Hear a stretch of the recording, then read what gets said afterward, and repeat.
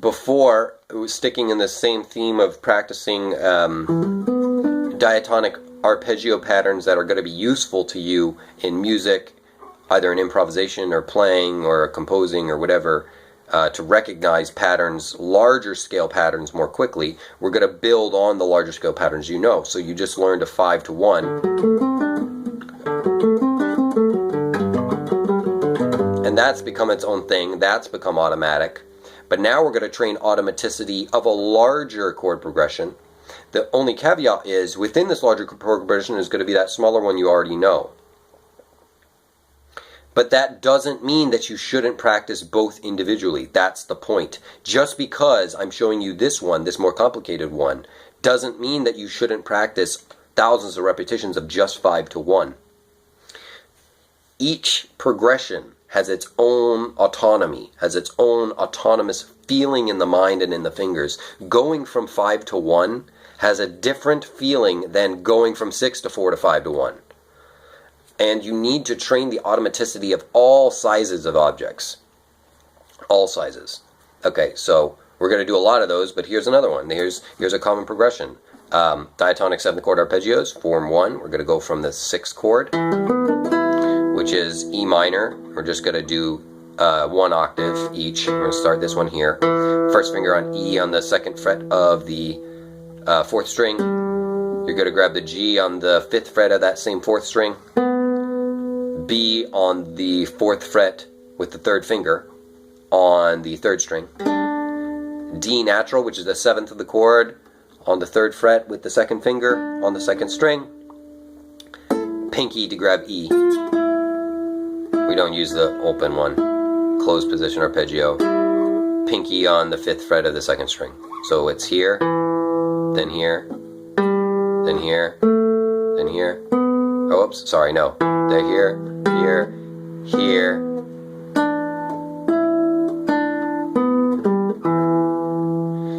Now, going next, we got the 4 chord, which is the new one. C major, 7. Standard 5th string major 7th arpeggio shape, which I play like this. 2nd finger on the 3rd fret of the 5th string. 1st finger on the 2nd fret of the 4th to grab the E. Pinky on the 5th fret of the 4th string to grab G. B is grabbed with the 3rd finger on the 3rd string.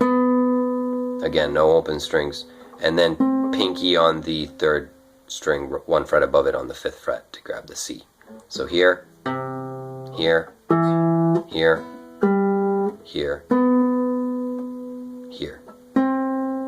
Okay. So we have this and this. And the other ones you learned from the other video, this 5 to 1, that's the same as before. So this is a sort of unique shape for any form 1 major scale. This only happens once, the 5/7 shape. Pinky on the 5th fret of the 5th, 3rd finger 4th fret of the 4th, 1st finger 2nd fret of the 3rd. Grab the C, which is the 7th of the chord, with your pinky on the 5th fret of the 3rd string, and then D with the 2nd finger on the 3rd fret of the 2nd string. So here, here,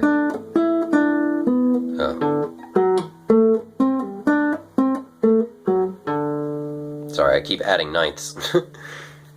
Good. And so we're going to practice.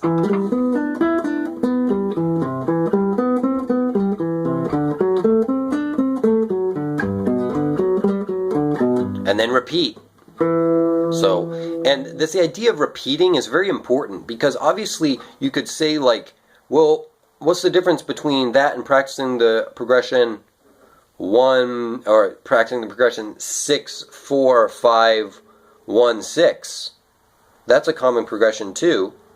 And the repeat point there would be you would play 6 again. So first of all, there is a difference, because you would be playing the chord twice. Second of all, the point that it's sort of the same, just because there's a, because you sort of start and end on a 6, is not valid for the reason I mentioned. where there actually would be two chords in a song if you repeated it. But the point is, in your mind, it should always be a clear distinction. Whenever you're repeating, it should be like a boom, like a clearing the slate almost. It's like, it should always be like a check mark going by in your mind, like, okay, here's the repeat point.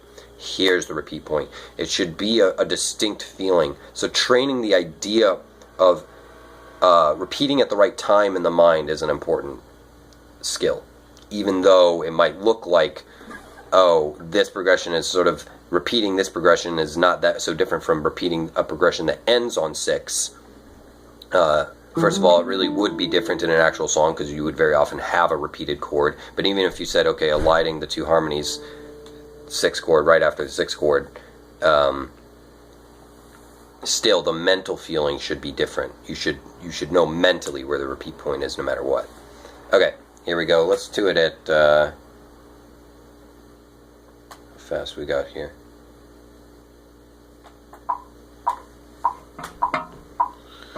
It's fast enough for me. 104. 1, 2, 8th notes. Bum bum bum bum bing bum bum bum. And actually, let's just do just ascending first, and then we'll get a couple repetitions into that, and then just descending, and then we'll do ascending and descending, and then we'll add solfege. Here we go. 1, 2, 3, and.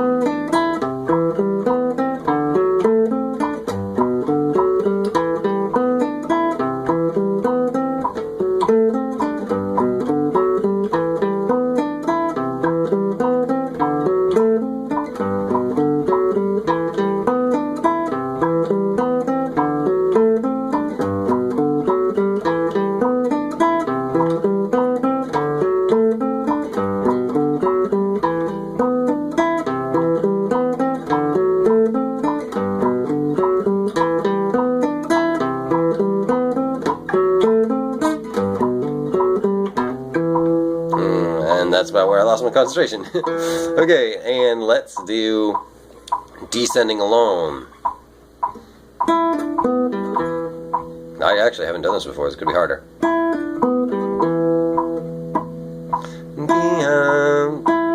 It's for some reason knowing roots on the bottom. We're so used to it. You gotta know upper roots, the higher roots. You gotta know them. Mi, re, ti, sol, mi, do, re, do, yeah. Mi, re, ti, sol, mi, do, re, la, do, fi, re, sol, fi, re, ti, do. Mi, re, ti, sol, mi, do, re, do, la, fi, re, sol, fi, re, ti, sol. It's a completely different feeling and completely different interval order. And you shouldn't discount those things just because, oh, it's a major chord, so it's therefore I already practiced the ascents and so I know it or whatever. No, you isolate differences like that matter. The interval of the order of intervals for your voice, it matters, and therefore for your mind it matters. I'm almost making an implicit association throughout all this. I think there's a deep connection between the voice and understanding in music. And I think that's true. And if it's not true, at least singing all the time is a way to make sure that you're always tracking that connection, that you're always checking in on the connection between your mind and the instrument. And singing is essential for that. Singing is a good tool for that. It's a way to keep yourself honest about your concentration level. Good. Let's do only descents still, slower. Mi, re, ti, sol, mi, do, re, do, la, fi, re, sol, fi, re, ti, sol, mi, re, ti, sol, mi, do, mi, re, do, la, fi, re, sol, fi, re, ti, sol, mi, re, do, ti, sol, re, do, la, fi, re. Oh, mess it up.